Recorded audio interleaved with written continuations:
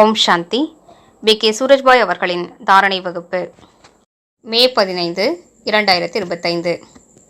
நமக்கு பாபாவிடமிருந்து அநேக வரங்கள் கிடைக்கப் பெற்றுள்ளன. இப்போதோ பரம சத்குருவே நம் மீது திருப்தி அடைந்திருக்கின்றார். திருப்தி அடைந்து அனுதினமும் அவர் நமக்கு அநேக வரங்கள் வழங்குகின்றார். அந்த வரங்களை ஏற்றுக்கொள்வது, அவற்றை நினைவில் வைப்பது, தன்னைத்தான் அந்த வரங்களின் சொரூபமாக ஆக்குவது, இது மிகவும் அவசியமானதாகும். அதற்காக இதனை எவ்வாறு செய்வது என்ற சத்திய ஞானம் நமக்கு தேவைப்படுகிறது. முதலில் நாம் தெரிந்து கொள்ள வேண்டும், வரங்கள் என்பவை மிகுந்த சக்தி வாய்ந்தவையாகும். நெருப்பை கூட தண்ணீராக மாற்றும் சக்தி வரங்களுக்கு இருக்கின்றது. அதாவது நெருப்பை போன்ற பாதகமான சூழ்நிலையை கூட தண்ணீரை போன்று வரங்களின் மூலம் குளிர்விக்க முடியும். இரண்டாவது விஷயம், யார் நீண்ட காலம் ஆன்மீக பெருமிதத்தில் நிலைத்திருப்பார்களோ அவர்களால் தான், அந்த புத்தியினால்தான் வரங்களை தாரணை செய்ய முடியும். ஏனென்றால் ஈஸ்வரிய பெருமிதத்தில் நிலைத்திருப்பதால் புத்தி சக்தி வாய்ந்ததாக ஆகிறது, தகுதியடைகிறது. உதாரணத்திற்கு புத்தியை பாத்திரம் என்று கூறலாம். அது ஒரு பிளாஸ்டிக் பாத்திரம் என்றால் அதில் சுமை நிறைந்த பொருளை வைத்தால் அது உடைபட்டுவிடக்கூடும். எனவே பாத்திரம் சக்தி வாய்ந்ததாகவும் பரிசுத்தமாகவும் இருக்க வேண்டும்.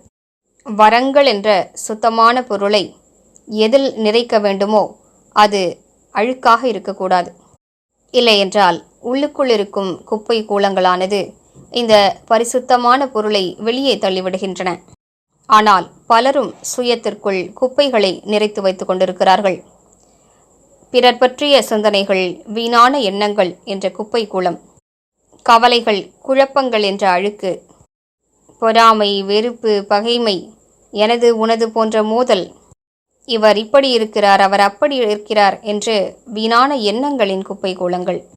இந்த துர்நாற்றத்தின் காரணத்தினால் வரங்கள் புத்தியில் நிலைப்பதில்லை.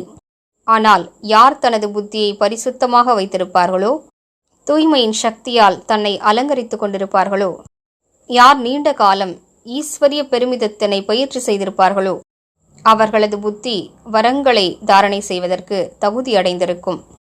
அவர்கள் வரங்களை தாரணை செய்திருப்பார்கள். மேலும் இந்த வரங்கள் வரக்கூடிய காலகட்டத்தில் மிகப்பெரிய உதவி புரியும். யார் மிகப்பெரிய காரியங்களை செய்யக்கூடியவர்களோ அவர்கள் வரங்களின் சொரூபமாக இருப்பார்கள். நான் தடைகளை அழிப்பவனாவேன் என்று பாபா கொடுத்த வரத்தினால் பலரும் பிறருக்கு திருஷ்டி கொடுத்தே அவர்களது பிரச்சனைகளை, தடைகளை அழித்து விடுவார்கள். இவ்வாறு வரங்களின் சொரூபமானவர்கள் முழு உலகின் தடைகளையும் அழிக்கக்கூடியவர்களாக இருப்பார்கள். மேலும் பாபா நமக்கு சதா சுகம் நிறைந்தவராக என்று வரமளித்திருக்கின்றார். யார் இதன் சொரூபமாக இருப்பார்களோ அவர்கள் வரக்கூடிய காலகட்டத்தில் ஒரே நேரத்தில் அநேகரது துக்கங்களை போக்கி சுகம் நிறைந்தவர்களாக ஆக்கிவிடுவார்கள். மேலும் பாபா தூய்மையாகுக, உயர்ந்த யோகியாகுக என்று வரமளித்திருக்கின்றார். வெற்றி மூர்த்தியாகுக, ஸ்திரமான புத்தியுடையவராகுக என்றெல்லாம் வரமளித்திருக்கின்றார். எனக்கு பாபா இந்த வரங்களை வழங்கியிருக்கிறார் என்று ஏற்றுக்கொள்வோம். வரங்களின் வள்ளலிடமிருந்து எனக்கு இந்த வரங்கள் கிடைக்க பெற்றிருக்கின்றன என்ற ஆன்மீக பெருமிதமும் நம்பிக்கையும் எந்த அளவிற்கு முழு நாளும் இருக்குமோ அந்த அளவிற்கு நாம் அந்த வரங்களின் சொரூபமாக ஆகிவிடுவோம். மேலும் முழு நாளும் 2-3 முறைகள் இந்த வரங்களை அவ்வப்போது பயன்படுத்துவோம். உதாரணத்திற்கு, பல தடைகள், பிரச்சனைகள் நிறைந்த ஒரு ஆத்மா உங்கள் முன்னிலையில் வருகிறார். எனக்கு இப்படிப்பட்ட தடைகள் இருக்கின்றன என்று கூறுகிறார். நீங்கள் உடனடியாக இந்த வரத்தினை நினைவு செய்து கொள்ளுங்கள். பாபாவின் வரமளிக்கும் கரத்தை தலைமீது அனுபவம் செய்யுங்கள்.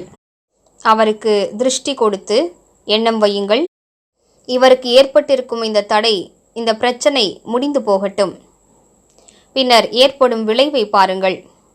எனவே இன்று முழு நாளும் பயிற்சி செய்வோம். நான் வரங்களால் நிறைந்த ஆத்மா ஆவேன். கூடவே வரங்களை வழங்கும் வள்ளலாவேன். வரங்களின் வள்ளலாகிய தந்தை என்னுடன் இருக்கின்றார். அவரது வரதான கரம் எப்போதும் என் தலை மீது இருக்கின்றது. அவர் எனக்கு திருஷ்டி கொடுத்து கொண்டிருக்கிறார்.